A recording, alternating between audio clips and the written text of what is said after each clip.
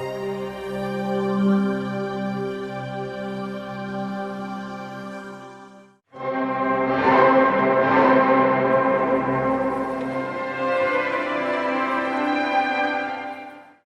nous aujourd'hui, on va être un peu dehors, on n'a pas de soleil, il pleut pas, c'est déjà bien.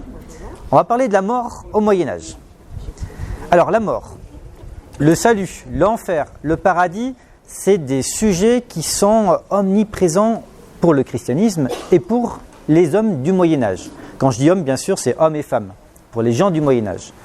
Tout le monde est chrétien et tout le monde recherche le salut, puisqu'il est dit qu'à la fin des temps, le Fils de l'homme, Jésus, reviendra sur terre pour le jugement dernier. Et lors de ce jugement, les bons, les élus, accéderont à la vie éternelle, au paradis, et les mauvais, les damnés, iront en enfer pour les châtiments éternels. Donc vous avez le choix entre la vie éternelle ou les châtiments éternels. Forcément, tout le monde souhaiterait accéder au salut et à la vie éternelle.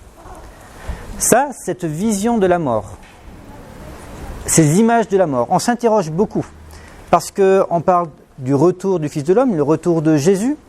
Mais alors, quand est-ce que ça se passe? Où Jésus va réapparaître? Quelles sont les modalités qu'il faut suivre pour accéder au salut? Tout ça, c'est assez imprécis au Moyen-Âge. Il n'y a pas vraiment une marche à suivre. Cette imprécision va nourrir les mentalités médiévales qui vont s'interroger, se questionner et aussi s'angoisser sur leur fin, leur mort, même s'ils savent qu'à la fin des temps, il y a le jugement dernier.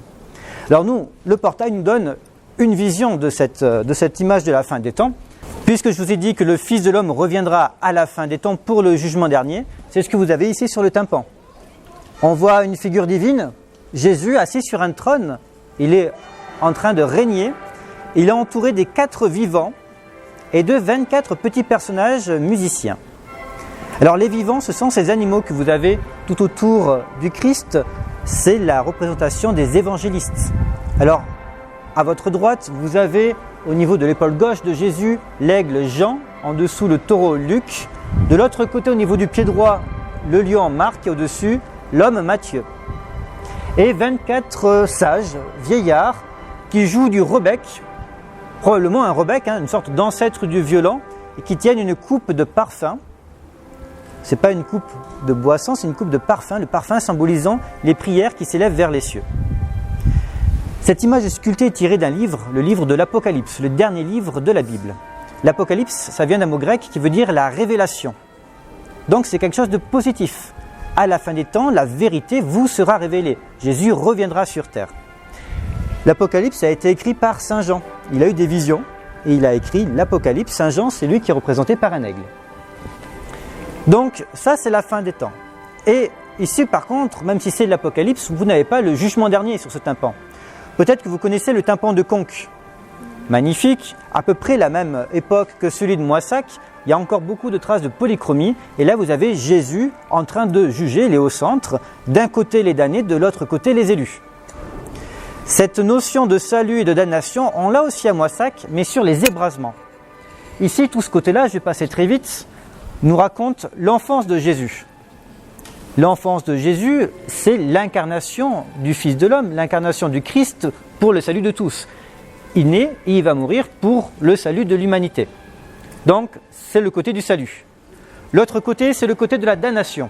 Si en bas, vous avez 2-3 péchés, dans la partie basse, ici vous avez la luxure, ces femmes qui vont détourner les hommes de l'église.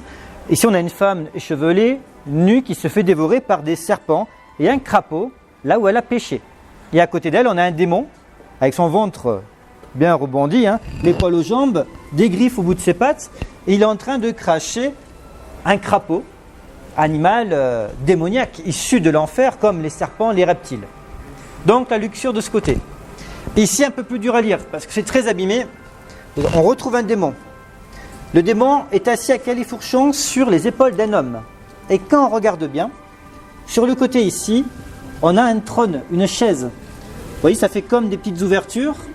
On a cet homme qui est assis, peut-être l'orgueil, il est assis sur un trône, mais en plus d'être orgueilleux, il a une bourse bien suspendue à son cou.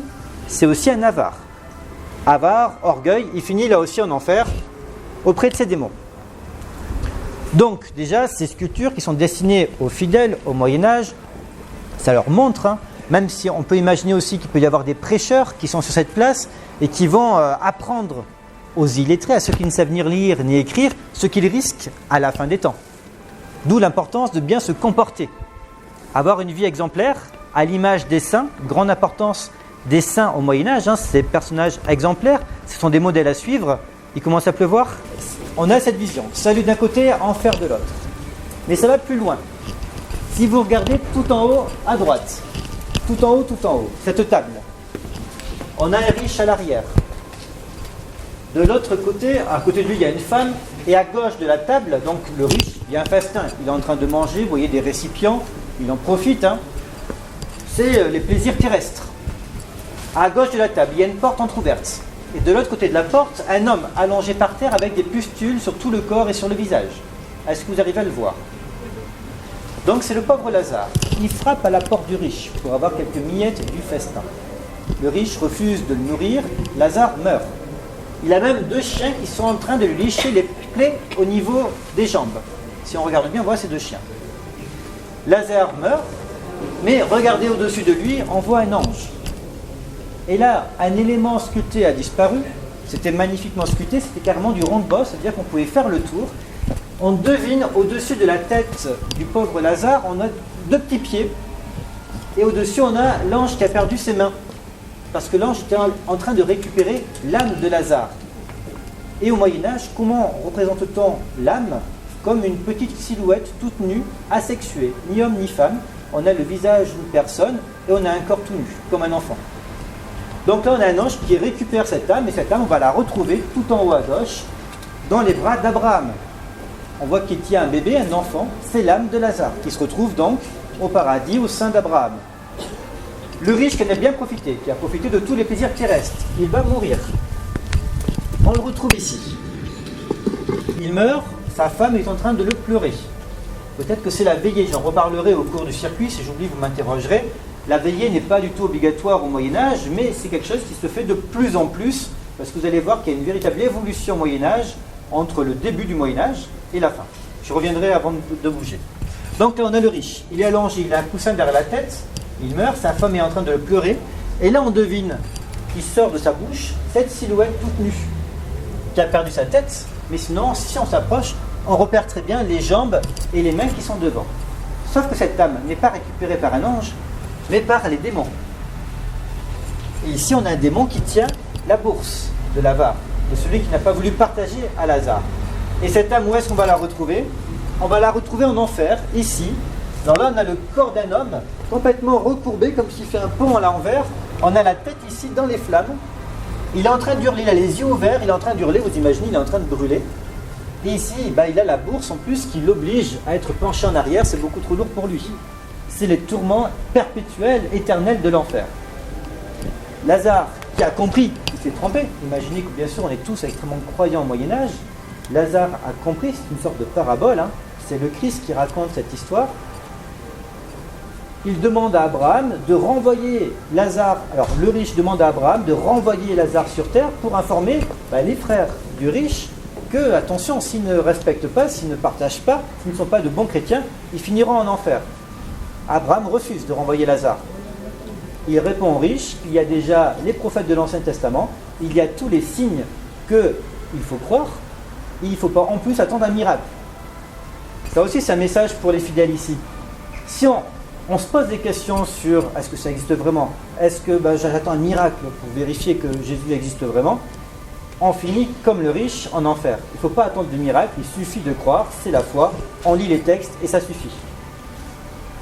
Et on insiste aussi sur l'importance de faire des dons, de partager ses richesses.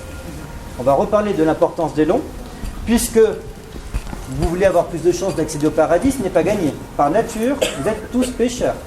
Déjà avec le péché originel. On est, même si on n'a rien fait, on est déjà des pécheurs. Et en plus, dans la vie courante, on accumule les erreurs, les péchés. Donc, il faut se rattraper par notamment les prières, avoir le comportement d'un bon chrétien. Et parmi ces bonnes actions, il y a le partage des richesses. Celui qui ne partage pas finit en enfer. Donc, partager à qui? Aux pauvres et à l'Église, bien sûr. On fait des dons à l'Église et en échange, l'Église va prier pour vous.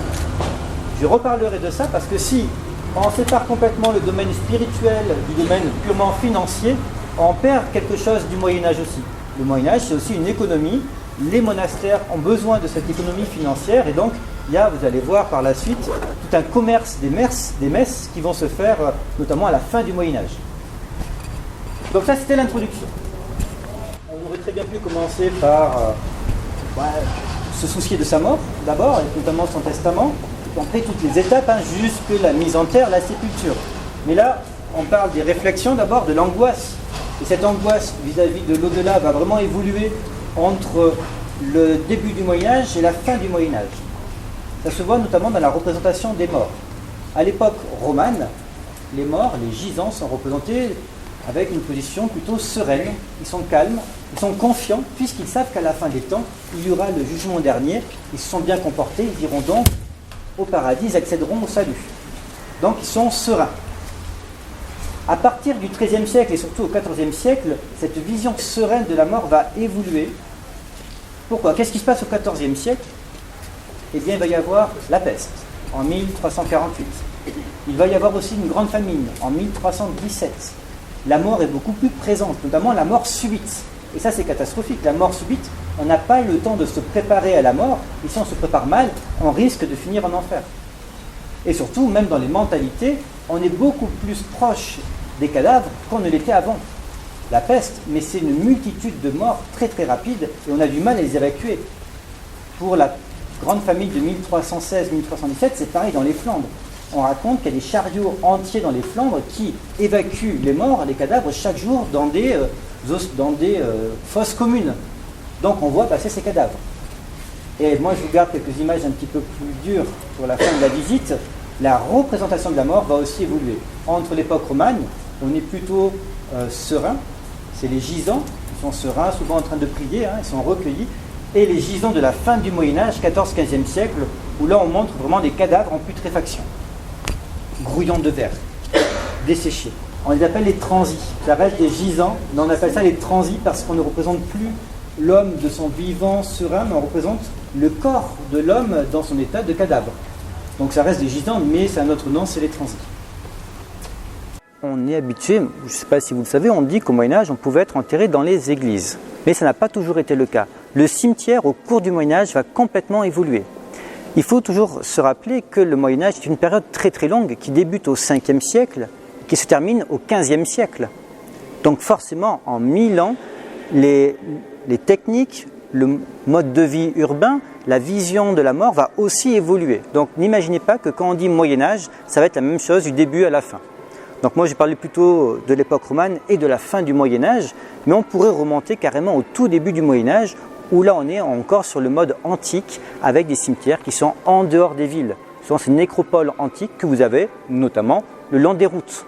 Dans l'Antiquité, il y a une vraie séparation entre le monde des morts et le monde des vivants. Ça va évoluer. À partir du 7e siècle notamment, on commence, dans ces nécropoles hors des villes, à y construire des basiliques funéraires. Sur les tombes de personnes saintes, importantes, on va construire des basiliques, un culte se crée et progressivement une congrégation religieuse va pouvoir s'y installer, une sorte de petit monastère qui se crée.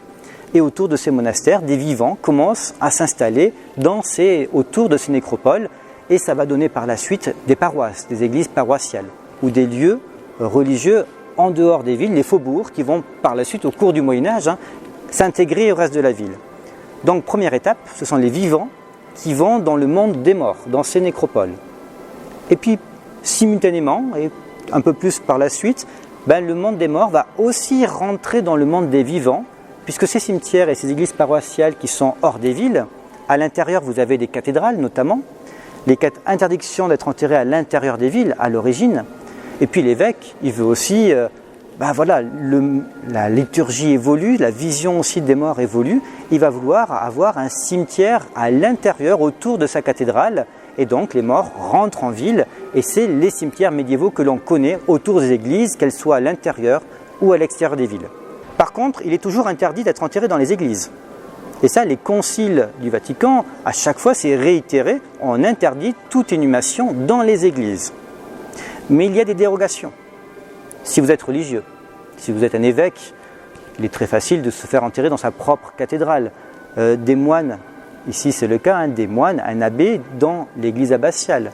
Si vous êtes un noble ou un riche donateur, vous arriverez à obtenir le droit d'être enterré dans l'église. Et progressivement, ce droit va se démocratiser. Quand je dis se démocratiser, ça ne veut pas dire que le petit paysan va pouvoir être enterré à l'intérieur, mais vous êtes un petit bourgeois, si vous avez un peu de moyens, vous pouvez être enterré à l'intérieur. C'est un commerce. On fait un don et en échange, on a le droit d'être enterré à l'intérieur. Et on choisit son emplacement, près d'un pilier, près du bénitier, près de l'autel ou d'un autel secondaire, d'une petite chapelle. Ici derrière vous, vous avez un sarcophage antique réutilisé au XIIIe siècle, si je ne me trompe pas, par un abbé de Moissac, l'abbé Raymond, qui va mourir en odeur de sainteté. On reparlera du culte des reliques par la suite, mais son corps devient une relique. Et il est dit que si vous aviez des maux de tête, il fallait venir ici, mettre la tête sous le sarcophage, une prière et vous étiez guéri. C'est le culte des reliques, le pouvoir des reliques. Donc un sarcophage en pierre.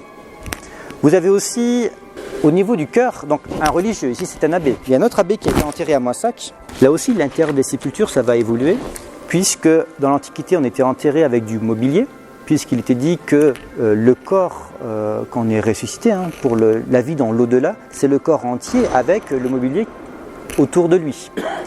Alors qu'avec la christianisation, ça va finir par diminuer petit à petit. Les Francs vont garder comme ça des sépultures avec du mobilier, et à partir du 8e, 9e siècle, ça diminue de plus en plus, et on finit avec des sépultures sans aucun mobilier. Donc en théorie, on est enterré sans aucun mobilier au XIIIe siècle. Ce n'est pas le cas d'un abbé qui s'est fait enterrer devant l'autel, donc à l'entrée du chœur, avec une bague, enfin 2 bijoux, très très beaux, puisqu'ici vous avez une bague avec un saphir bleu, donc une bague en or, une bague pastorale, et ici la broche, une broche de gant, on appelait ça une plaque de gant, c'est une broche qui ornait le gant de l'abbé. Magnifique bijou, propriété municipale, que vous verrez logiquement d'ici 2 ans dans le musée qui sera au niveau de l'ancien dortoir des moines. Donc pour dire qu'on pouvait être enterré avec des bijoux, ce qui n'était plus l'usage au XIIIe siècle, et surtout pour un religieux qui a fait vœu de pauvreté. Vous imaginez. Déjà de son vivant, mais en plus dans sa mort, il garde des bijoux pour lui. L'avantage, c'est qu'on les a aujourd'hui, on pourra vous les montrer. Donc, une tombe ici, une tombe à l'entrée de l'autel, et on va se lever, on va aller voir la mise au tombeau. Donc, même époque, 15e siècle, là on a un ensemble de sculptures du 15e siècle, mais Jésus, on voit qu'il est mort. Vous avez quand même une couleur assez cadavérique, il est assez longiligne, on voit les plaies, donc on n'hésite pas à montrer les plaies, le sang. C'est plus la vision sereine du gisant de l'époque romane, on voit là quand même les stigmates de la mort. Par contre, il n'est pas en putréfaction, il a juste cette couleur légèrement verdâtre. Vous allez voir qu'il y a des gisants beaucoup plus horribles à voir. Il y a une vision du cadavre qui est vraiment très très forte à la fin du Moyen-Âge. Mais ici, on voit un sarcophage qui est ici. On est en train de mettre Jésus, il est sur un linceul et on le met au tombeau. Il est tenu, c'est une iconographie classique. Joseph d'Arimathie à gauche, Nicodème à droite. À l'arrière, ici, on a Marie, donc la mère de Jésus avec son voile bleu. Toutes les femmes dignes sont voilées. Lui, c'est un homme, c'est normal qu'il n'ait pas voilé. C'est Jean qui est présent, qui soutient Marie. Sauf cette dernière femme ici qui a les cheveux détachés, Marie-Madeleine. Ça nous rappelle la luxure, une femme aux cheveux détachés. Impensable au Moyen-Âge. Une femme digne de ce nom devait être coiffée, voilée ou avoir un chapeau. En tout cas, ne sortait jamais les cheveux détachés. Sinon, c'était un signe de folie ou de prostitution. Et ici, puisqu'on est chrétien, la mise au tombeau n'est pas la fin en soi. On a bien insisté sur l'importance du salut. La mort n'est qu'une étape pour accéder au salut, à la vie éternelle. Et comment représenter ici l'éternité ? Jésus est mort, il est mis au tombeau, mais ce n'est pas la fin en soi. Si on regarde sur le sarcophage, on voit un soleil casqué et une lune. C'est le cycle de la journée, le cycle de la vie.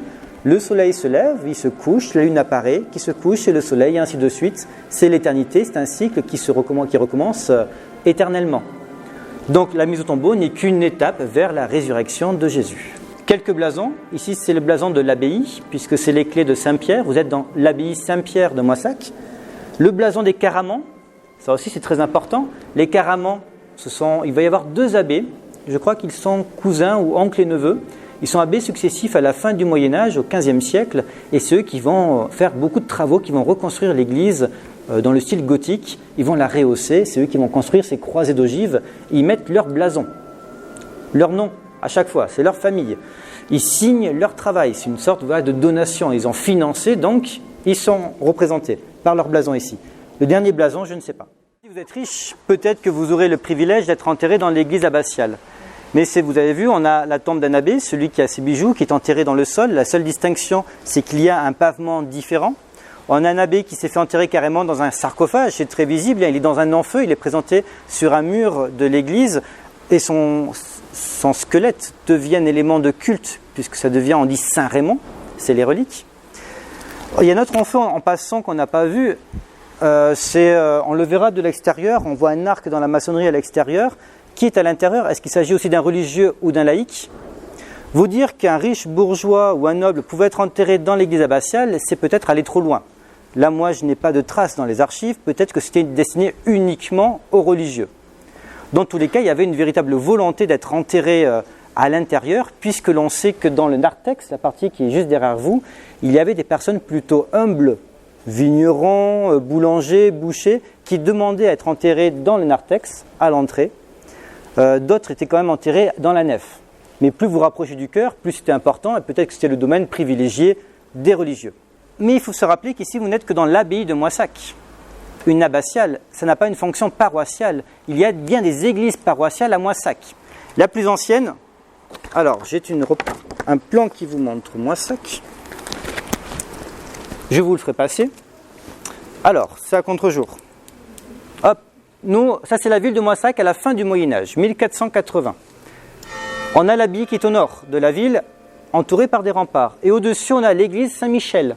C'est une église paroissiale, la plus ancienne église paroissiale connue à Moissac. Elle remonte, on a des premières mentions pour le XIe siècle. Et il y avait un cimetière entre cette église et les fossés de la ville. Donc logiquement, les paroissiens, ils ont leur église paroissiale, ils sont presque plus attachés à leur église paroissiale, puisque ça accompagne toute la vie d'un homme qu'à l'église abbatiale. Donc ils sont enterrés, logiquement, dans les cimetières de leur église paroissiale. Mais à partir du XIIIe siècle, on connaît aussi d'autres églises. Vous avez ici l'église Saint-Jacques. Vous la connaissez peut-être en face de la boulangerie Mécoin. C'est à l'opposé de nous. Une église plutôt du XIXe siècle, mais qui a été construite au même emplacement que l'église médiévale du XIIIe siècle. On a aussi l'église Sainte-Catherine, qui est à peu près à l'emplacement du collège des doctrinaires, ancien collège des garçons. Et il y a aussi l'église Saint-Martin, qui est très ancienne, puisque ça devient une église, on ne sait pas trop quand, mais entre le 5e et le 7e siècle. C'est un bâtiment antique transformé en église à ce moment-là. Et chacune de ces églises paroissiales, que vous voyez hors des remparts finalement, là on a Saint-Jacques, Sainte-Catherine, Saint-Martin, Saint-Michel, à chaque fois c'est des églises qui sont hors des remparts, et il va y avoir un cimetière autour de ces églises.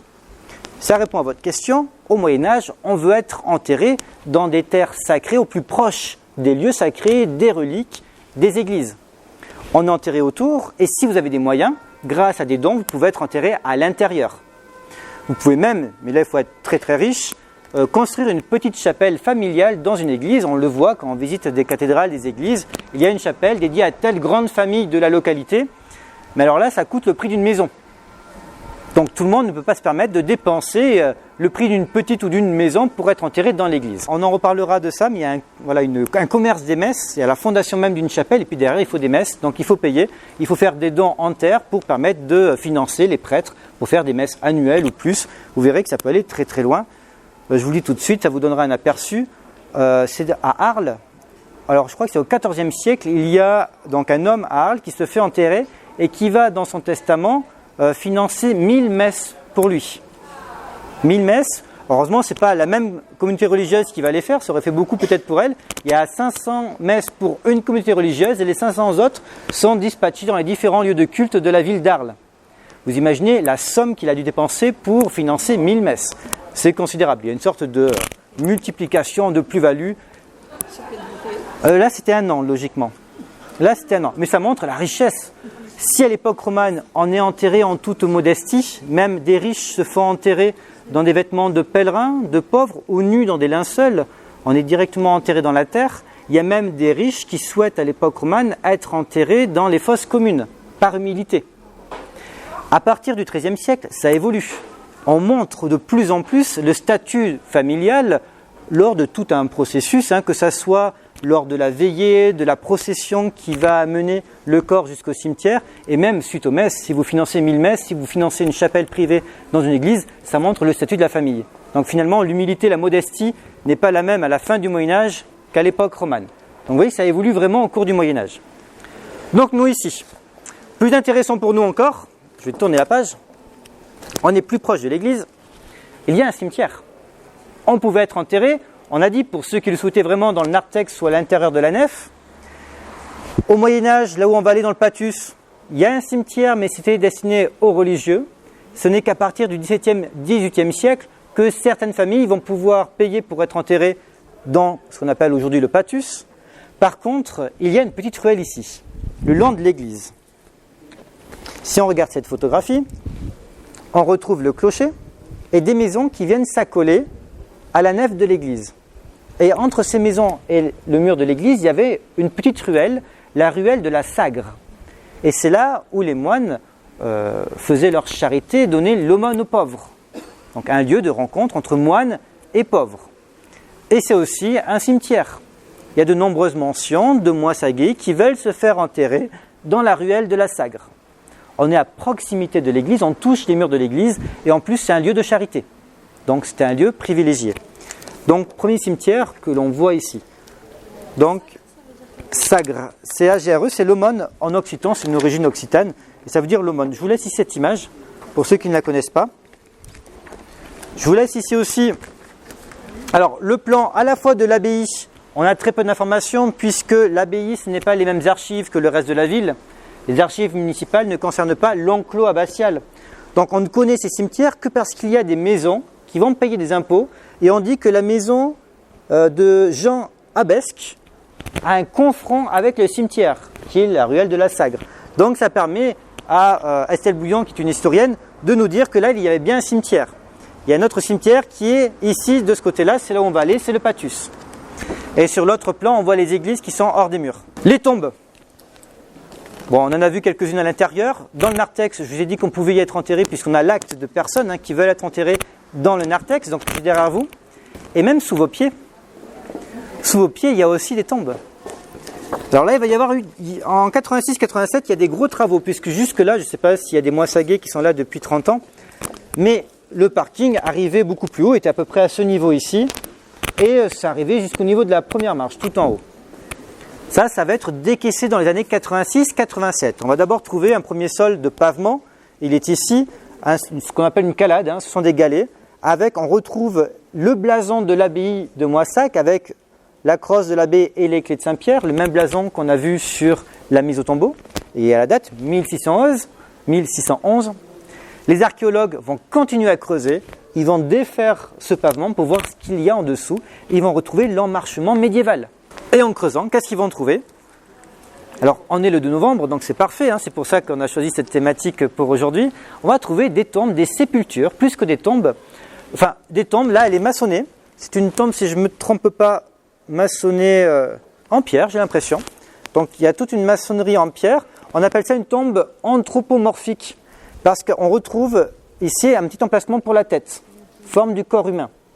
Ça aussi, la forme des tombes, des sépultures, va évoluer au cours du Moyen-Âge. Si jusqu'au 7e siècle, alors il y a toutes sortes de tombes que vous voulez, vous pouvez être enterré directement en terre, dans un sarcophage, c'est un peu plus riche, dans une tombe en bois, une tombe en pierre, tout est possible. À partir du 8e, 9e siècle, on privilégie les tombes anthropomorphiques. Mais la forme de ces tombes peut évoluer. Elles peuvent être ovales, à l'extérieur. Elles peuvent être trapézoïdales, pour l'emplacement des épaules, ou alors rectilignes. Et à partir du XIIIe siècle, les tombes deviennent rectilignes. À l'intérieur, on a bien l'emplacement de la tête, mais à l'extérieur, c'est un caveau, un sarcophage rectangulaire.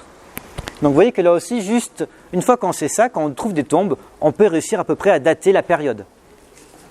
Donc là, je vous passe ici, c'est bien la preuve qu'il y avait des tombes là à l'entrée de l'église. Et il y a même aussi des tombes un peu plus loin sur la place, puisqu'il y a quand même des demandes d'être enterré autour de l'église abbatiale, devant le portail. Et donc si on s'avance un peu, on est sur la place du marché. Il y a aussi des gens qui sont enterrés dessous. Et ça, c'est génial, ça nous montre qu'au Moyen-Âge, contrairement à l'Antiquité, il y a un lien très très fort entre le monde des vivants et le monde des morts. Là, le cimetière arrive à l'intérieur de la ville, sous la place du marché, là où il y a les tavernes, les boutiques, etc., sur la place la plus importante de la ville. C'est aussi un lieu de procession, puisque quand il y a des processions religieuses, on démarre de l'église abbatiale et on va jusque sur le bord du Tarn. Donc ça aussi, c'est un choix. Quand vous décidez d'être enterré quelque part, ça peut être dans un cimetière, mais vous allez demander d'être enterré proche du mur de l'église pour être au plus près des reliques, ou alors proche d'un bénitier, ou alors sous une allée, parce que vous savez qu'il va y avoir des processions et que votre tombe sera dessous, donc ça rajoute de la sacralité à votre sépulture. Donc là, c'est la preuve qu'il y a bien des tombes dessous. Autre chose aussi, j'ai découvert qu'il pouvait y avoir des cimetières à l'origine non construits, et au cours du Moyen-Âge, ces cimetières vont devenir des lieux de vie, des lieux de rencontre, de sociabilité, on va y faire des fêtes. Il y a des maisons qui peuvent s'y construire, et notamment les marchés. Des marchés peuvent avoir lieu aussi dans des cimetières. Donc vous voyez qu'il y a vraiment une fusion entre le monde des vivants et le monde des morts. Et ce lien entre ces deux mondes est renforcé par les prières. Grâce aux prières, les moines vont réunir vivants et morts. Ce sont tous des chrétiens, et on va tous se retrouver à la fin des temps, puisque l'on croit au Moyen-Âge, on est tous chrétiens, que c'est la résurrection des corps. Donc la prière fait le lien entre le monde des morts et le monde des vivants. On va bouger pour vous repérer. Vous avez donc ici, à l'étage, le dortoir des moines. Et en bas, à travers l'herbe, on voit les vestiges de la chapelle Notre-Dame de Limboulary.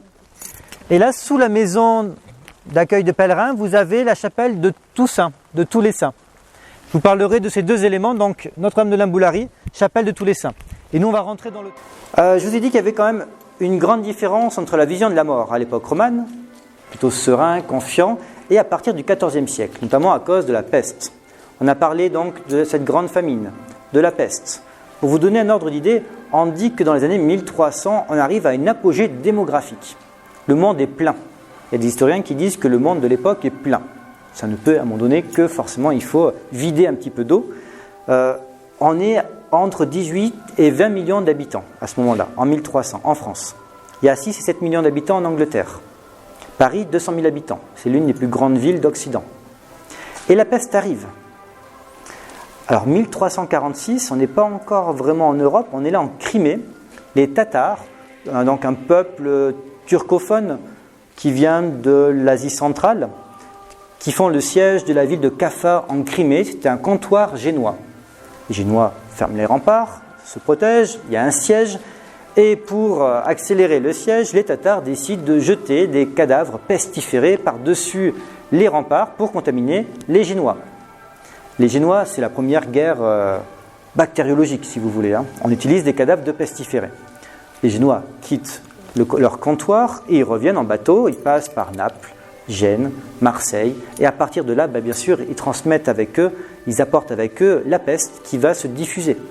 À l'origine, la peste, c'est à partir des puces d'airain. C'est ce qu'on appelle la peste bubonique. Et cette peste va évoluer par la suite, va devenir la peste pulmonaire. Et là, c'est un virus qui circule dans l'air. Vous imaginez les hécatombes. C'est catastrophique. En quelques années, il y a des villes qui vont perdre la moitié de leur population. Si je prends l'exemple de Paris, on a dit 200 000 habitants.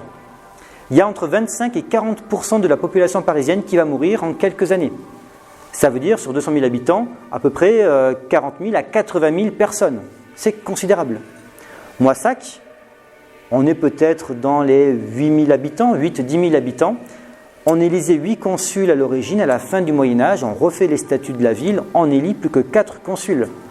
Tout simplement, peut-être que la ville ayant été divisée par 2, la population ayant été divisée par 2, 4 consuls suffisent à la place de 8. Donc, véritable hécatombe. Une mort très rapide qui touche toutes les catégories sociales. Donc, la vision de la mort va vraiment changer à ce moment-là. On voit des cadavres. Il y a tellement de cadavres qu'on n'a pas forcément le temps de les amener au cimetière. On ne respecte pas toutes les procédures que je vais détailler dans un instant. Donc là aussi, on a la peur de finir en enfer. Si on n'a pas eu le temps de faire son testament, de se confesser avant de mourir, on risque d'aller en enfer. Donc il y a cette peur de la mort subite qui est considérable à ce moment-là. Donc vraiment, un changement des mentalités. Logiquement, qu'est-ce qu'il faut faire pour avoir plus de chances d'accéder au paradis ? Déjà, il faut se préparer à mourir. Les saints, c'est le modèle à suivre, le modèle des saints, eux aussi se préparent. Souvent, ils souffrent pendant un certain temps, c'est une agonie très longue, ils sont très stoïques, ils supportent la douleur en souriant parce qu'ils savent qu'ils vont mourir et qu'ils vont se retrouver auprès de Jésus. C'est le modèle à suivre. Donc, il faut souffrir de manière stoïque. Avant de mourir, il faut bien sûr se faire confesser, donc faire pénitence, se confesser, communier, et puis il y a l'extrême onction, on oint le corps de l'huile sainte. Donc là, il faut être conscient, par contre, pour se confesser. Si vous n'êtes pas conscient, problème, vous risquez de ne pas accéder au salut. Autre problème aussi, une fois que vous êtes mort, vous allez ressusciter. Au Moyen-Âge, on meurt, très bien, on enterre la personne, et puis il va y avoir la résurrection à la fin des temps, au moment de l'Apocalypse, la résurrection des corps. Mais entre le moment où vous mourrez et la fin des temps, qu'est-ce qui se passe des corps? Que fait l'âme? On ne sait pas. Pardon? Au purgatoire. Sauf qu'il n'existait pas le purgatoire avant. C'est inventé à l'époque romane. Parce que là, on se pose la question, tous ces corps qui arrivent, où est-ce que sont leurs âmes? On invente à l'époque romane le purgatoire. Et ça change complètement aussi la façon dont les vivants vont aussi s'occuper des morts. Parce que tant que vous êtes au purgatoire, c'est que vous ne pouvez pas accéder directement au paradis. Vous devez faire encore un peu de pénitence. Mais là, les vivants peuvent vous aider en priant. Ou vous, lors de votre mort, dans votre testament, vous avez financé des messes pendant plusieurs années ou plusieurs messes en un an. Et ça vous donnera plus de chances de passer rapidement dans le purgatoire pour accéder ensuite au paradis. Donc la création du purgatoire a favorisé aussi l'essor de la demande de messe. Donc tout est lié. Et puis on va aussi créer les limbes. Un enfant mort-né qui n'a pas eu le temps de se baptiser, c'est une question qu'on se posait. On avait du mal à accepter à l'époque romane qu'un enfant mort-né qui n'avait encore rien fait aille en enfer. Pourtant, il est pécheur, puisque c'est le péché originel. Il n'a pas eu le temps de communier, de se faire baptiser, donc il subit encore le péché originel. Donc on crée les limbes pour les justes de l'Ancien Testament, les païens, qui avaient prophétisé la venue du Christ, mais comme le Christ n'était pas encore venu, on ne peut pas leur en vouloir, et les enfants mort-nés qui n'ont pas eu le temps d'être baptisés. Mais c'est un monde où on ne souffre pas, mais on n'est pas non plus heureux puisqu'on ne bénéficie pas de la lumière divine, de la proximité du Christ. Donc c'est un monde neutre. L'enfer, par contre, vous souffrez, et le paradis, c'est la lumière divine, vous êtes proche de Jésus. Donc, importance du testament, issu du droit romain. Avant tout, un testament, et c'est ce qu'on a aujourd'hui, quand on fait un testament, c'est un acte administratif. Le but dans un testament, il y a 4 objectifs. Partager son héritage, transmettre son patrimoine, éviter que la famille ne s'entretue, donc préserver l'unité de la famille, 2e objectif. 3e objectif, par des legs et des donations, accéder au salut. Et 4e objectif, on se soucie de son corps. Où est-ce qu'il va être, où est-ce que va être la tombe, tout est écrit dans le testament. Et ça, il faut bien imaginer que c'est quelque chose qui est quand même fondamental, puisque par ce document, un mort impose sa vision, ses vues à des vivants. Donc même une fois mort, il a toujours une action sur les vivants, puisqu'on est obligé de respecter ce testament. Il n'a pas toujours eu. S'il y en a eu à l'époque romaine, dans l'Antiquité, au début du Moyen-Âge, il n'y a presque pas de testament. Et puis petit à petit, c'est réintroduit, et l'Église favorise la réintroduction de ce testament. Pour quelle raison? Pour les legs, bien sûr. Quand le legs est écrit dans un acte administratif, les héritiers sont obligés de le respecter. Donc il va y avoir une pression de l'Église, à la fois pour protéger les legs, les donations qui viennent pour elle, et puis en même temps, bien sûr, pour tout le côté religieux. Donc le testament, qui était un acte administratif, devient aussi un acte religieux, et ça participe à son salut. Et l'importance des legs. Ça, c'est pour le testament. Vous êtes mort. Bon, parfait, vous avez eu le temps de vous confesser. Là, après, tous les cas de figure sont possibles. Il peut ou pas y avoir une veillée. Ça dépend quand vous mourrez. Dans certaines villes, on peut être enterré très rapidement. Vous mourrez, vous êtes enterré. Maintenant, si vous mourrez le soir, on ne va pas vous enterrer en pleine nuit. Donc, il y a une veillée. À l'origine, la veillée, c'est plutôt familial. Et puis, petit à petit, encore une fois, il y a un changement au cours du Moyen-Âge. Et à la fin du Moyen-Âge, le mort, dans son testament, a précisé que lors de la veillée, il voudra qu'on lise des psaumes. Et donc, il veut faire venir un prêtre ou tel religieux de telle abbaye pour lire ces psaumes pendant la veillée. Donc là aussi, c'est une évolution. Mais il n'y a pas un cas d'école qu'il faut suivre pour tous. Vous êtes libre de faire ce que vous voulez. Il y en a qui ne font pas de veillée. Donc voilà, c'est pour ça qu'il y a plusieurs cas de figure. En général, la veillée s'impose à la fin du Moyen-Âge, mais ça arrive progressivement. Une fois que vous avez fait cette veillée, on va vous conduire lors d'une procession jusqu'au cimetière que vous avez choisi. Et ça aussi, c'est un processus très intéressant, puisque vous passez du monde profane, votre maison, au monde sacré, celui du cimetière. Donc là, il y a vraiment le passage entre le monde des vivants et le monde des morts. Une procession, à l'origine, là encore, familiale. Ce sont des amis, la famille, qui tiennent la bière pour amener le corps jusqu'à sa tombe. Et puis, suite à ces testaments, à partir du XIIIe et XIVe siècle, on en rajoute. Dès qu'on a des moyens, il faut quand même se distinguer. Donc, on va rajouter des bougies lors de cette procession. Et puis, on va payer tel groupement religieux pour venir suivre la procession, pour faire des prières pendant la procession. Et on paye aussi des pauvres. On peut financer des pauvres. Alors, le chiffre est très important. 6, 12, 13. 13 pauvres qui vont suivre la procession. Et à la fin, ils seront habillés et nourris. C'est le repas funèbre de la fin.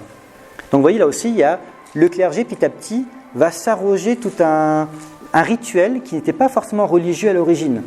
L'extrême-onction, c'est religieux, parfait. Mais ensuite, la veillée, c'était familial, ça devient religieux. Le processus, la procession jusqu'au cimetière, c'était plutôt laïque et ça va devenir religieux par la suite. Le clergé, petit à petit, et c'est une demande des laïcs, va s'arroger, le clergé va s'arroger une partie du rituel funéraire. Et ensuite, on vous met dans un tombeau, pas de souci, là vous avez toutes sortes de tombeaux que vous voulez, maçonnés, on a dit un peu l'évolution. Et puis si vous êtes humble, vous êtes directement dans la terre. À la fin du Moyen-Âge, la plupart des tombes, c'est directement dans la terre. Donc on commence plutôt avec des sépultures maçonnées ou des sarcophages en pierre, et à la fin vous êtes au-dessus. Dans une église, l'avantage, c'est que vous avez une tombe avec votre nom, ou alors une tombe qui est fixée dans un mur, difficilement vous allez être dérangé. Vous allez être dérangé assez difficilement. Alors que dans un cimetière, c'est plus compliqué. Dans les cimetières au Moyen-Âge, ils sont plutôt restreints, il y a une forte demande forcément. Donc il faut trouver la place pour tout le monde et on peut rajouter de la terre sur des tombes plus anciennes. Et donc il y a des cimetières qui vont se surélever petit à petit parce qu'on rajoute de la terre pour mettre de nouvelles tombes. Ou alors on va creuser une tombe dans le sol même s'il y a des sépultures en dessous. Donc on peut les garder dans le même sens, on peut aller dans un autre sens différent et on peut couper des tombes. Donc comme ça, les archéologues quand ils fouillent, ils vont trouver qu'une partie d'un squelette. On enlève les os des jambes par exemple parce qu'à la place des jambes on met une autre tombe, quelqu'un d'autre. Mais sur ma tombe, moi je suis enterré en plein milieu, comme on enlevait les ossements des jambes de quelqu'un antérieur, on va me les mettre par-dessus. Donc dans les tombes, on va aussi mélanger comme ça les ossements entre la personne enterrée plus les ossements qu'on va mettre par-dessus. Donc ça aussi c'est quand même très intéressant. Les cimetières qui évoluent, finalement on ne respecte pas les tombes. Le plus important c'est vraiment quand vous êtes enterré, il faut que l'âme puisse sortir de votre corps. Et après, le corps, une fois qu'il devient un squelette, il est plus tellement important. Il faut qu'il reste dans la terre sacrée, mais on peut le modifier, le disperser, c'est pas si grave que ça. Donc vous voyez que c'est une vision de la mort qui est vraiment différente par rapport à nous. Un petit détail que j'ai oublié de vous dire, quand il y a la veillée, donc on a dit que l'âme sortait par la bouche. Et cette âme, il faut qu'elle s'échappe pour rejoindre le monde céleste. Donc ça j'aime bien, c'est un peu les traditions. On ouvrait une fenêtre parce qu'il fallait bien que cette âme s'échappe de la maison. Et s'il y avait des seaux d'eau, il fallait les cacher pour éviter que l'âme ne se noie dans les seaux d'eau. Pareil, les parties ou les miroirs, il fallait aussi les couvrir pour pas que l'âme s'emprisonne dans les miroirs. Donc il y a cette idée de l'âme qui doit circuler. Je pourrais vous montrer les piliers du cloître si j'y pense. Si on en voit, il y a des trous c'était des cuves de sarcophage. Mais là, c'est plus pour l'évacuation des humeurs. Est-ce qu'on faisait d'autres trous pour les... Peut-être, là je ne sais pas. Dans la partie, sur les couvercles, c'est possible. Là je ne sais pas, je préfère pas le dire, je ne sais pas. Le testamentaire précise qu'il veut un prêtre de renommée. S'il le précise, ça montre que ça arrive qu'un prêtre reçoit des revenus et ne fait pas ce qu'on lui a demandé. Surtout si c'est à perpétuité. Il sous-traite alors après. Ah, il sous-traite, tout à fait. On sous-traite tout au Moyen-Âge, là aussi, contrairement à ce qu'on peut croire, les pèlerinages. J'en parle pas, même si c'est toujours lié à la mort. Quand vous partez en voyage, en pèlerinage, vous faites un testament, bien sûr. Mais vous pouvez aussi, dans votre testament, payer un marcheur, un pèlerin, pour faire le pèlerinage à votre place. Vous n'avez pas eu le temps de le faire, mais vous payez un marcheur et ça compte comme un pèlerinage. Et les indulgences aussi, non ? Les indulgences, c'est un peu le même principe aussi. On achète une indulgence. On fait un don pour être enterré dans une église, donc vous êtes bien placé, et en même temps, c'est un don. Donc tout ça, ça fait partie donc un véritable commerce du salut au Moyen-Âge. Les pleureuses, ça existe? Je crois que c'est à partir de l'époque romane, mais je crois, ouais. Après, ça se développe par la suite, mais ça commence peut-être au moment où il y a le purgatoire. À partir de là, les indulgences se développent. Pas pour le Moyen-Âge. Pour le sud de la France, en tout cas, il n'y a pas de traces de pleureuses. Dans l'Antiquité, il y en avait, pas au Moyen-Âge. Donc par contre, la procession devient très théâtrale et spectaculaire. Plus c'est spectaculaire, plus vous êtes riche, ça devient quelque chose, il faut montrer la puissance de la famille, mais il n'y a pas de pleureuse. Il y a des prières, il y a des psalmodies, des lectures de psaumes notamment, mais il n'y a pas les pleureuses. On reste ici. Donc, 2 chapelles ici. On est toujours, je crois qu'il ne pleut plus, mais de toute façon on va traverser, on va aller dans le cloître. Donc on a vu 2 chapelles. On est dans une des chapelles, une chapelle privée, ici rien à voir avec les morts. Par contre, il y a la chapelle de tous les saints, qui est sous la maison des pèlerins. Donc c'est là où il y a les arbres, où il y a le grand arbre par-dessus.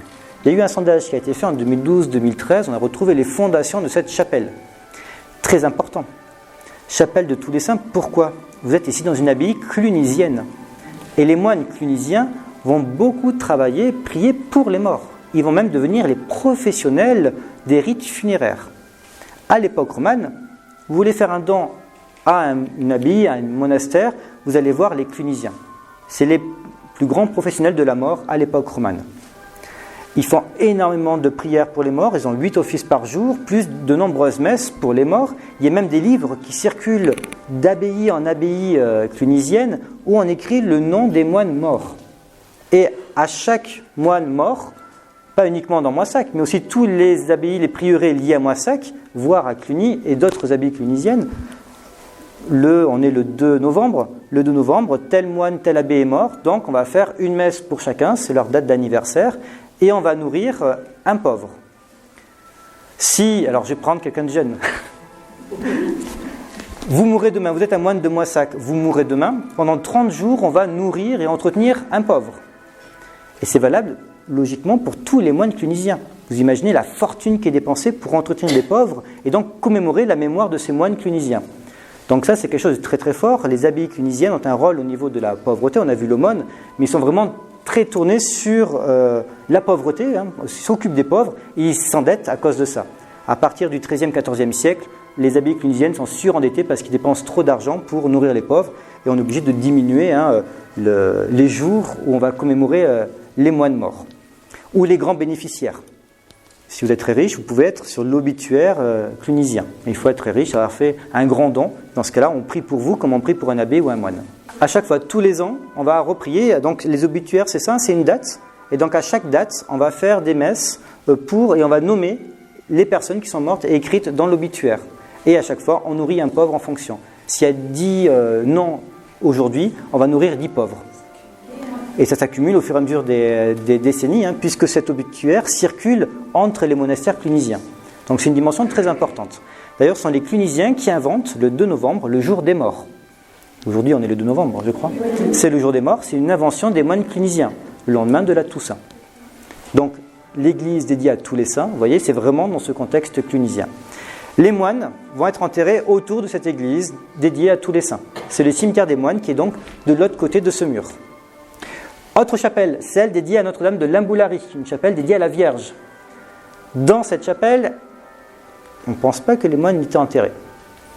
Par contre, à partir du XVIIe et XVIIIe siècle, il va y avoir la famille de Piac qui va être enterrée à l'intérieur, ils vont faire un grand don et donc ils vont avoir le privilège, eux, leurs enfants, et même il y a des enfants de la famille de Piac qui sont enterrés dans la chapelle Notre-Dame de Limboulary. À la fin du Moyen-Âge, on a quand même la mention de 2 femmes, peut-être qu'il y a d'autres mentions. Après, c'est une chapelle dédiée à la Vierge. Est-ce que ça attire davantage les femmes ? Ça, je ne sais pas. En tout cas, on a la mention de 2 femmes qui vont faire des dons. Alors, il y en a une qui s'appelle Bernarde Guillem. Donc, Bernarde, féminin de Bernard. Elle va faire un don pour avoir un cierge perpétuel dans la chapelle Notre-Dame de Limboulary. Bien sûr, un cierge a une vie limitée. Donc, quand on dit un cierge perpétuel, ça veut dire que dès qu'il est... Enfin, il ne faut pas qu'il s'éteigne. Hop, on en remet un autre. Ça a un coût. Donc ça a un coût et elle va donner à l'abbaye de Moissac une vigne qui rapporte 20 sols par an et ces 20 sols vont permettre d'entretenir ce cierge perpétuel. Donc elle n'est pas enterrée sur place, elle a juste financé un don pour un cierge perpétuel. Par contre, il y a une autre femme, Hélène, j'ai oublié son nom de famille, Hélène Caillac, je crois, qui, elle, demande à être enterrée à l'intérieur de cette chapelle Notre-Dame de Limboulary et elle va payer 20 livres tournois. Et chaque année, à la date d'anniversaire de sa mort, la famille, les héritiers, et c'est pour ça l'importance du testament, vont être obligés de donner 20 livres tournois à l'abbaye, parce qu'elle est enterrée dans la chapelle, et en échange de ces 20 livres tournois, ils sont obligés de faire une messe commémorative pour cette dame enterrée sur place. Donc vous voyez l'importance des actes notariés. Tout est écrit, on est obligé de le respecter. Peut-être qu'il y a un acte aussi pour les familles, mais en général, c'est les abbayes qui conservent, puisque c'est un revenu qu'ils ont, et donc c'est dans les archives abbatiales. Et cela correspond à Là, on est là au XIVe siècle, les années 1300 et quelques, pour les deux cas. Pour le cierge comme pour la tombe à l'intérieur, on est là au XIVe siècle. Et ces deux dames, ça continue encore? Non. Alors, c'est toujours la question qu'on se pose. Alors, rappelez-vous qu'au Moyen-Âge, quand on dit à perpétuité, c'est jusqu'à la fin des temps. Maintenant, si on n'est pas croyant, il n'y a pas de fin des temps. Mais au Moyen-Âge, on est tous croyants, donc on est persuadé que la fin des temps approche et que c'est la résurrection des morts. Donc forcément, à la fin des temps, plus besoin d'entretenir ces cierges. Donc il y a une date, on ne connaît pas la date, mais il y a une fin, quelque part. Après, ça se perd, soit parce qu'il n'y a plus de famille derrière, la lignée s'éteint, soit parce que ça migre, ou parce qu'il va y avoir des bouleversements quelconques. Donc la perpétuité, ce n'est pas quelque chose qui va être forcément respecté tout au long du Moyen-Âge, parce qu'il y a plein de possibilités de ne plus le respecter. Maintenant, c'est certain, ça n'existe plus, mais même au XVIIIe siècle, je ne suis pas sûr qu'au XVIIIe, où on a encore une communauté religieuse, on prie toujours pour Hélène Caillac. Et est-ce que l'abbaye avait encore ses 20 livres tournois par an? Je ne pense pas non plus. Mais les lignées évoluent, la famille va aussi, quand c'est un ancêtre, ne plus forcément le faire respecter aussi. Donc voilà, c'est toute une évolution, mais dans les cas, c'est la volonté, et c'est quelque chose de presque, je trouve très très fort, de faire un don pour la perpétuité, d'imaginer que pendant des siècles et des siècles, les moines vont prier pour vous, c'est quand même très très fort. Et après, à la fin du Moyen-Âge, quand même, ça se cale parce que les gens, plus on est riche, plus on veut de messes, etc. Et donc, il va y avoir 30 messes, le 31 par exemple. Donc, vous avez un mois et on fait 30 messes, une par jour. Ou alors, on a aussi ce qu'on appelle l'annuel. Et là, vous avez 365 messes, une par jour pendant un an. Donc comme ça, dans votre testament, et c'est quelque chose qui est cadré, on connaît les prix, hop, vous payez un annuel à 31 et vous avez le nombre de messes que vous souhaitez. Est-ce qu'il y a déjà une messe de neuvaine? Je ne sais pas, je sais qu'il y a une messe des morts, on appelle ça la messe de Clément. C'est le pape Grégoire le Grand qui a initié une messe funéraire. Le pape Clément VII va la réintroduire pour sa mère au XIIIe siècle, et à partir de là, c'est un peu un modèle, et donc on va réclamer dans son testament une messe de Clément, du pape Clément. La messe de neuvaine, je ne sais pas, on parle aussi des messes de requiem. Quelles sont les différences entre toutes ces messes? Je ne sais pas, il y a vraiment une grande diversité de messes, mais après je ne peux pas en dire plus. Là, je ne m'y connais pas assez. On va aller dans le cloître. Mais rappelez-vous l'importance des églises paroissiales. On a Saint-Jacques, Sainte-Catherine, Saint-Michel, Saint-Martin, 4 églises paroissiales en dehors des remparts de Moissac, et c'est dans ces églises paroissiales que les Moissaguais vont vouloir être enterrés. C'est là où ils vont faire le plus de dons. Ce n'est pas forcément à l'abbaye de Moissac. Tous les mariages, les baptêmes, toutes sortes de cérémonies de la vie quotidienne, ça a lieu dans ces églises et non pas dans l'église abbatiale. Notre église abbatiale est devenue paroissiale qu'à la Révolution française. C'est pareil pour Cahors.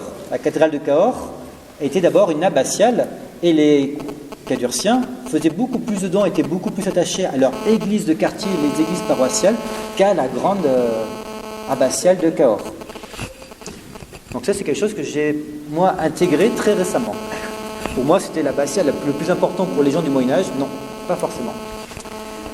Donc, l'abbatiale est ici, avec son clocher. Donc nous avons terminé dans la première salle du clocher. On a vu les tombes à l'intérieur. Devant, on est du côté de la ville, mais dans la ruelle de la Sague, il y avait le cimetière pour des laïcs. Les moines vont être enterrés ici, aux environs, autour de la chapelle dédiée à tous les saints. D'ailleurs, la mise au tombeau qu'on a vue ensemble était à l'origine dans cette chapelle dédiée à tous les saints. La chapelle Notre-Dame de l'Amboulari n'est pas sur la maquette. Dans les archives, il était bien mentionné, entre le dortoir et l'hôtellerie, une chapelle dédiée à la Vierge.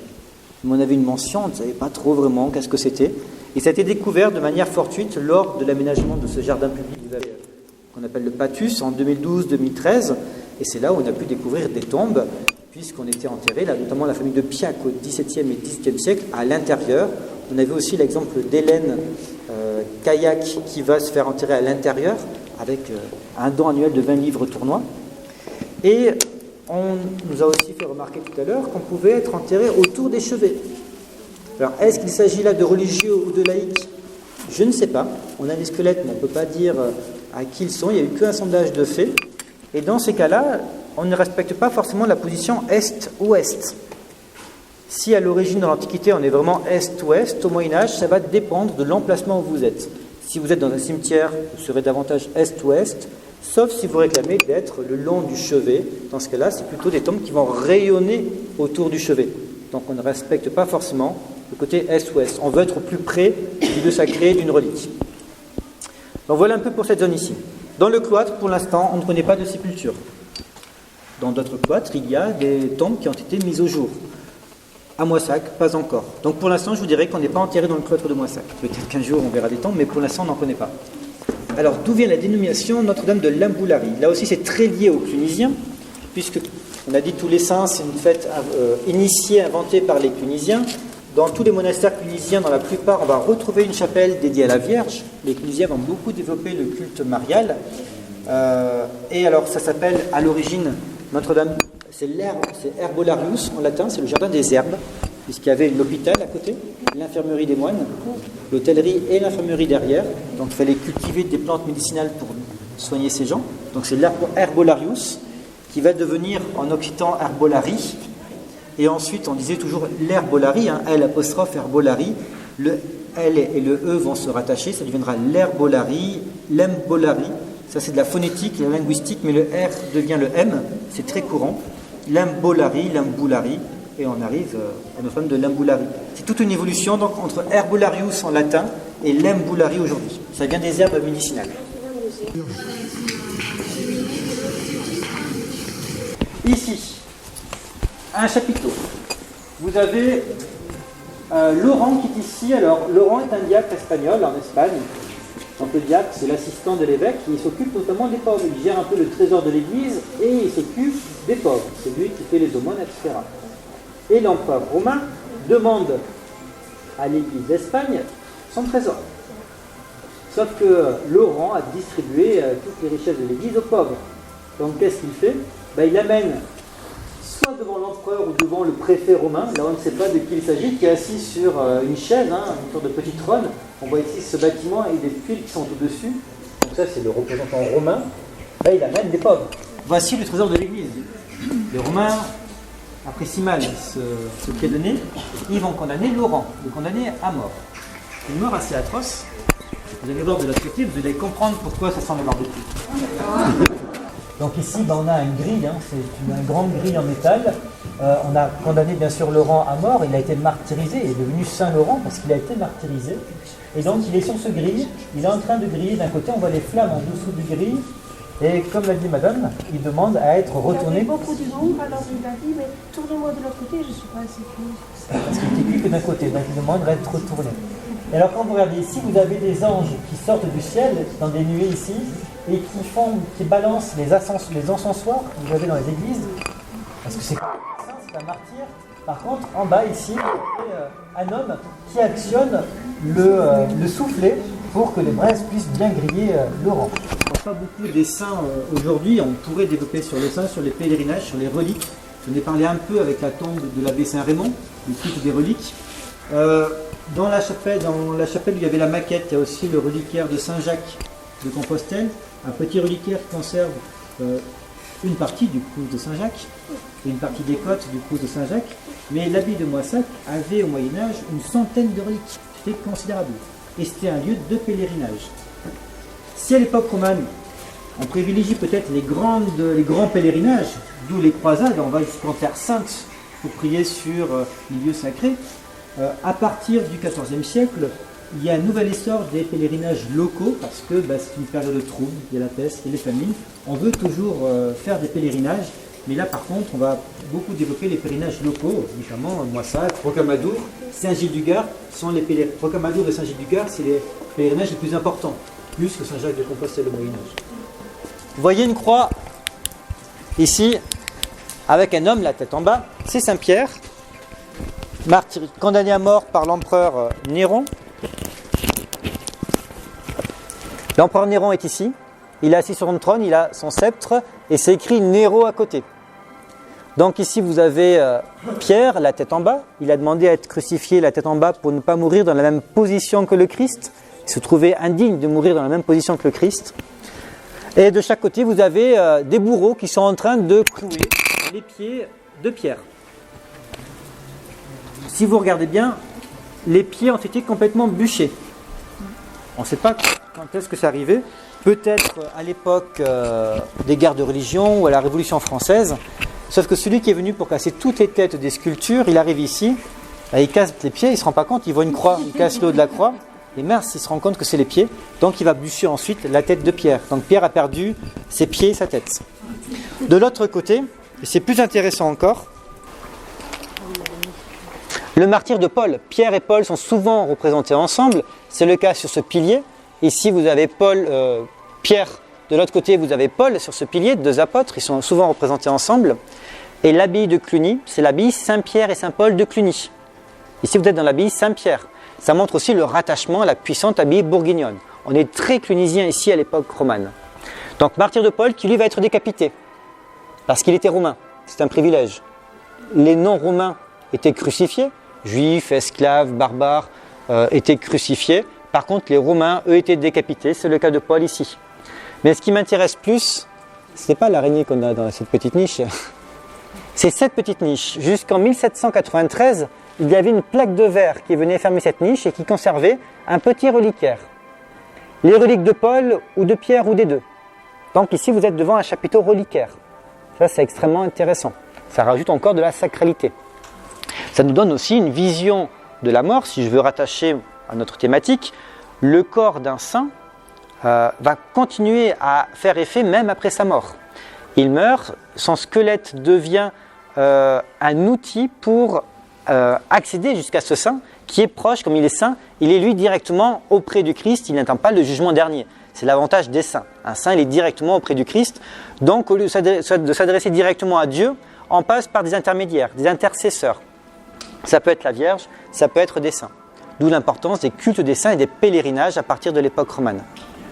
Donc ici, vous allez avoir, alors on commence, alors de l'autre côté, mais on ne le voit pas, on est côté jardin, on a Marthe et Marie, deux sœurs qui sont à genoux et qui parlent à Jésus et qui, elles sont tristes, leur frère Lazare vient de mourir, alors c'est pas le même Lazare qu'on a vu sur le portail, c'en est un autre, Lazare de Béthanie, et donc ils sont tristes parce que Jésus arrive 4 jours trop tard, leur frère est déjà enterré, et Marthe dit à Jésus, si vous étiez arrivé plus tôt, mon frère ne serait pas mort. Jésus, lui répond qu'il n'est pas mort. Et Marthe dit, en effet, à la fin des temps, ce sera la résurrection des corps, il ressuscitera. Jésus dit non, la résurrection, c'est moi. Quiconque croit en moi ne sera jamais mort et vivra pour l'éternité. En quelque sorte, je résume un peu. Et il demande à voir la tombe de Lazare. Donc c'est ce qu'on a ici. Là, on a à nouveau Jésus qui est ici, habillé. Il fait un geste, vous voyez, d'acceptation, les doigts de cette manière-là. Il a un livre à la main. Et on reconnaît que c'est Jésus parce qu'il a une auréole cruciforme. Il y a une croix dans son auréole. Donc ce n'est pas un simple saint, c'est bien Jésus. Et il demande donc à voir la tombe de Lazare qui est dans une grotte.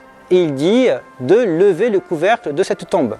Marthe est paniquée, ça fait 4 jours, et elle dit que Lazare sent déjà. Jésus insiste, si on croit en lui, il faut l'écouter, on soulève le couvercle, et là, il dit à Lazare, lève-toi, sors de ton tombeau.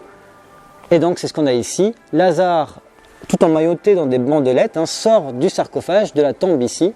Et là, vous avez à côté un disciple de Jésus qui soutient Lazare et qui va enlever les maillots, les différents bandelettes. Et c'est donc la résurrection de Lazare. C'est un miracle du Christ. On ressuscite là un mort, ponctuellement, il ne va pas vivre trop longtemps, mais ça arrive souvent dans les miracles de saints quand on ressuscite un mort, notamment les morts qui n'ont pas eu le temps de recevoir l'extrême-onction, qui n'ont pas eu le temps de se confesser avant la mort, ils risquent l'enfer.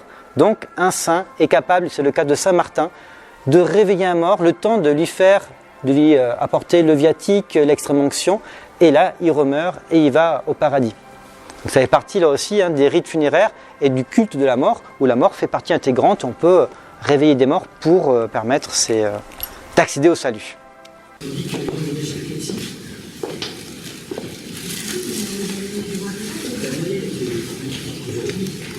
Et puis, vous allez avoir donc un cimetière autour de chaque église paroissiale, Sainte-Catherine, Saint-Jacques, Saint-Martin, Saint-Michel.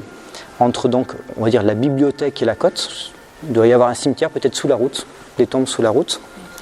Et il y a un autre cimetière, il a 2 noms dans les archives, le cimetière des pauvres ou le cimetière de l'hôpital. Et l'hôpital, le plus important à Moissac, il y en avait plusieurs, mais le plus important c'était rue Guilherand, dans la maison de monsieur et madame Miloche, pour ceux qui connaissent. D'ailleurs, il y a le nom de la rue à côté, c'est la rue de l'hôpital, encore aujourd'hui. Un hôpital qui était géré par les consuls de la ville, donc une sorte d'hôpital municipal. Et donc un cimetière qui va être au niveau du faubourg Malaveille, donc on est plutôt dans la zone de l'hôpital actuel. Où précisément, je ne peux pas vous le dire, mais dans cette zone, dans le faubourg Malaveille, il y avait aussi le cimetière de l'hôpital ou le cimetière des pauvres. Donc vous voyez, il y a plusieurs cimetières au Moyen-Âge. Plus ou moins, bien sûr, avec les vivants. En tout cas pour le Moyen-Âge qui nous intéresse, ce qui n'était pas le cas au tout début du Moyen-Âge. Et la place Sainte-Blanche, il n'y a pas eu cimetière, la place Sainte-Blanche? Alors s'il y a eu le cimetière, la place Sainte-Blanche, c'est celui de l'hôpital. Puisqu'on est à proximité de l'hôpital, moi je ne sais pas trop où va être ce cimetière Faubourg Malaveille, c'est peut-être au niveau de la place Sainte-Blanche, mais là je ne sais pas. Il semblerait qu'on ait trouvé les tombes au départ vers l'embranchement entre la côte Saint-Michel et la rue du Brésil. En bas. Oui, c'est tout à fait logique, puisque là vous êtes entre l'église et les fossés. Dans les archives, le cimetière est entre les églises et le fossé. Donc c'est tout à fait pertinent. Quand ils ont refait la rue, la côte. Quand il y a eu des travaux dans une maison, comme les maisons sont à côté, au couteau, en recreusant le couteau, en faisant tourner. Parce qu'on parle beaucoup de la ville qui se développe entre l'Abbille et le Tarn, mais ça c'est une vision finalement du milieu et fin du Moyen-Âge, au moment de la création de l'Abbille au 8e, 9e siècle, où va être le premier bourg monastique. Vu que l'église Saint-Michel existe au moins depuis le XIe siècle, première mention XIe siècle, il est possible que la première paroisse de Moissac, bien sûr, soit autour de cette église. Donc peut-être que la première ville est sur les coteaux, l'abbaye en contrebas, et qu'ensuite il y a eu un déplacement plus vers le port, là où il y a l'activité, et la ville serait développée par la suite. C'est ce qu'essaye de rechercher Bastien Lefebvre, l'archéologue qui fouille régulièrement dans Moissac. Voilà, il essaye de pouvoir dater quand est-ce qu'est apparue une ville, où est-ce qu'elle était à l'origine, c'est assez compliqué. Et en fait, il y a beaucoup d'hypothèses, c'est ça qui est intéressant, mais on n'a pas une vision précise. L'image que je vous donne tout le temps sur le portrait de Moissac, on est là à la fin du Moyen-Âge. À la fin du Moyen-Âge, on est une ville importante avec des remparts bien délimités et à peu près 8000 habitants à l'intérieur des remparts. C'est en fait une grosse ville. Mais au tout début, au 8e, 9e siècle, où était la première ville, on ne sait pas. L'église Saint-Michel était à quel endroit? Au niveau de la côte Saint-Michel, en face de la bibliothèque. Donc au début du coteau. Il y a la côte Saint-Laurent d'un côté, il y a la petite côte aussi Saint-Michel. C'est une impasse, je crois, aujourd'hui. Hein. Au départ, voilà. Quand vous dites que c'est la première église, Saint-Martin, c'est... Oui, parce qu'on est plus loin. Saint-Martin, c'est plus ancien que Saint-Michel, c'est sûr.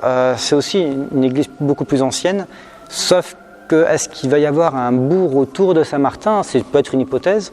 Bon, pour l'instant, on n'a pas de trace vraiment de ce bourg. Il est fort probable qu'à l'origine, le bâti, c'est une hypothèse, c'est conditionnel, hein. Le bâti était plutôt dispersé. On a une villa à Saint-Martin qui va être christianisée, ce qui est très courant. Donc ça devient un lieu de culte privé à l'origine qui va devenir paroissial, mais pas avant le Xe siècle. La première tombe qui a été datée la plus ancienne, c'est le Xe siècle. Mais il y a donc aussi une église paroissiale à Saint-Martin. Et après, est-ce que la ville était à Saint-Martin et s'est déplacée autour de l'abbaye? C'est possible aussi. Donc il y a plusieurs hypothèses sur l'origine de la ville, il n'y a rien de sûr pour l'instant. Nous, dans cette chapelle, si je voulais terminer la visite ici, c'est pour plusieurs raisons. D'abord parce que c'est une magnifique salle et typiquement clunisienne. Et rappelez-vous, les clunisiens, ce sont les professionnels de la mort, des messes funéraires. Cette chapelle est extrêmement symbolique. Le plan au sol, c'est un plan carré, terrestre. Au niveau de la voûte, vous avez une sorte d'oculus, un grand cercle. Déjà, c'est une prouesse architecturale. Imaginez qu'on est au premier étage, on a une voûte en pierre qui a un poids, des forces, et ça s'appuie sur ce cercle. L'architecte a intérêt à bien concevoir le diamètre de ce cercle. Si c'est trop grand, ça s'effondre. Trop court, ça s'effondre aussi. Donc là, il y a un très bon architecte, une prouesse architecturale. On parle de la stéréotomie, l'art de la taille de pierre et de placer les pierres. Faire une voûte comme ça, il faut maîtriser l'art de la stéréotomie. Et le cercle, c'est un symbole divin, céleste. Carré terrestre, le cercle céleste. Vous êtes donc dans une zone transitoire entre le monde terrestre et le monde divin. Cet espace, on appelle ça la Galilée. Et il est dit qu'à la fin des temps, Jésus va ressusciter, revenir sur une montagne en Galilée. Donc pour les clunisiens qui sont dans ce culte des morts, ils veulent par la prière réunir morts et vivants, puisqu'ils font tous partie du même ensemble, de la même communauté de chrétiens. Donc importance de la prière et importance aussi de cette Galilée, qui va être l'objet de processions pour Pâques, puisque la Pâques c'est la résurrection du Christ. Les dimanches, il va y avoir des processions qui vont venir dans cette chapelle. Donc une chapelle plutôt tournée vers l'au-delà, le monde de l'au-delà, vers les messes funéraires. Il est probable aussi que les grands donateurs ont fait don aux moines de Moissac en échange de prières, de messes. Une partie de ces messes devait être récitée et chantée dans cette chapelle. C'est peut-être aussi pourquoi certains veulent être enterrés en dessous, à l'entrée de l'église, puisqu'ils sont bien là dans un lieu sacré très important. C'était une chapelle. Une chapelle plutôt tournée vers ces messes funéraires, vers ces processions.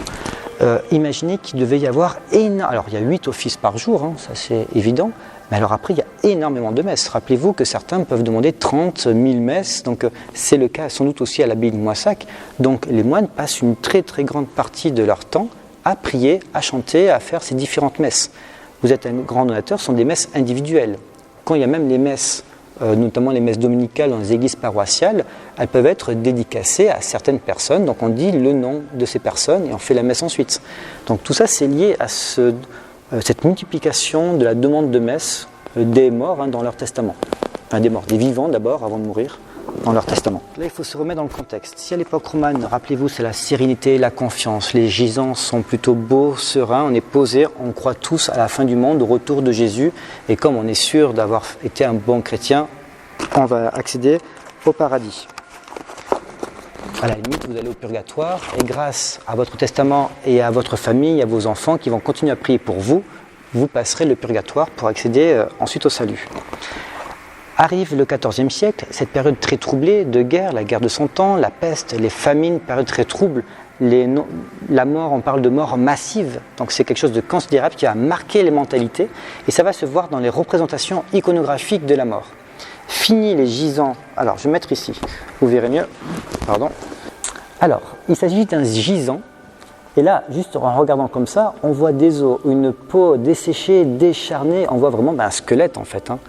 Et pourtant, cet homme, c'est pas pour faire peur, c'est la représentation de la mort du cadavre d'un évêque, puisqu'il s'agit du cardinal Lagrange à Avignon. Il y a son gisant, son transit à Avignon, dans une chapelle du Palais des Papes.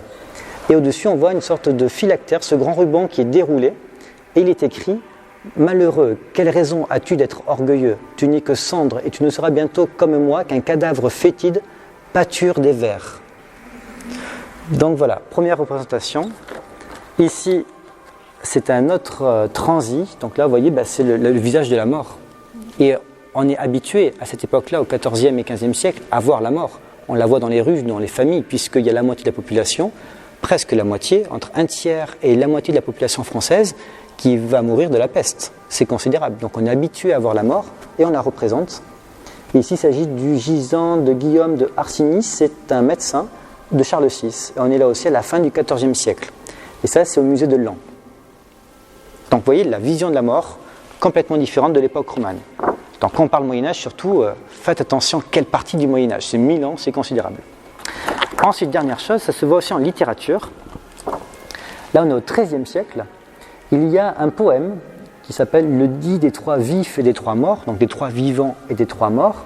C'est l'histoire de trois jeunes nobles qui sont partis à la chasse et qui rencontrent lors de leur promenade trois cadavres.